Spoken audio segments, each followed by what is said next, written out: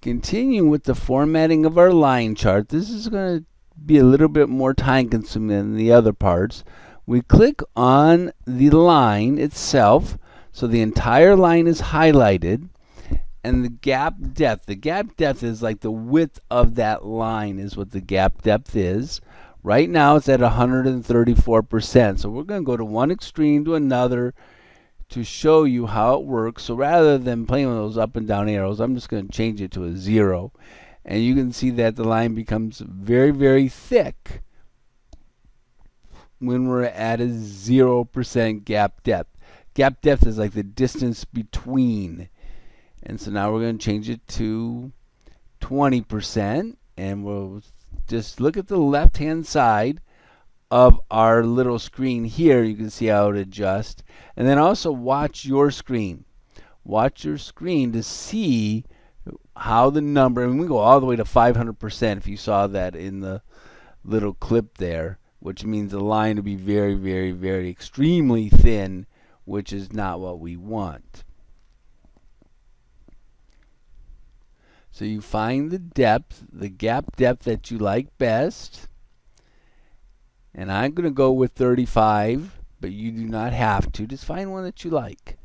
But don't go too thin and don't go very, very fat.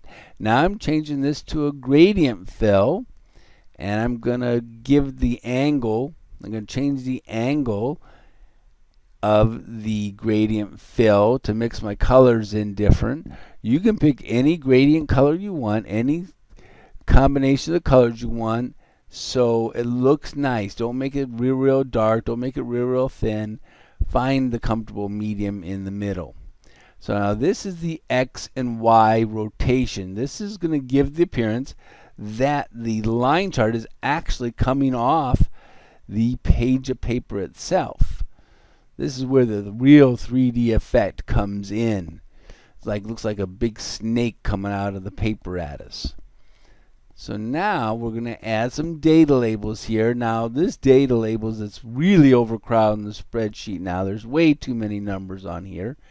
So we are going to eliminate a lot of them.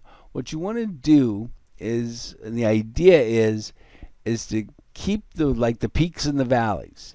Keep the peaks and the valleys, your lowest peak, your highest peak, your medium peaks.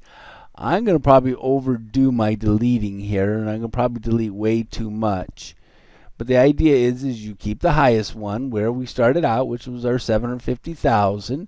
I can move that up so it's off the line chart, and then the leader line goes right to the line chart where that number is represented. So I'm going to change the data label size so it is easier to see. I can even add bold to it to make it stand out a little bit more. I can even add color to it to make it to stand out more. Now this 247,000, that's where the dip starts. The big dip starts. That's why I kept it. Now the one right after this, where it goes all the way back up from that million deficit, I didn't put a label there, but you could.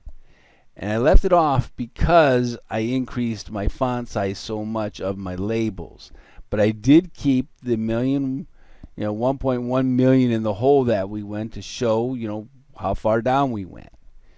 Now, we bounced back up, and I didn't put the labels on when we bounced back up on those other two humps. But you can.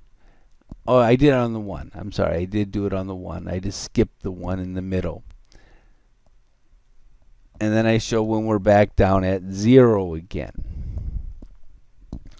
And I kind of did these combination numbers so we can see the up and down fluctuation.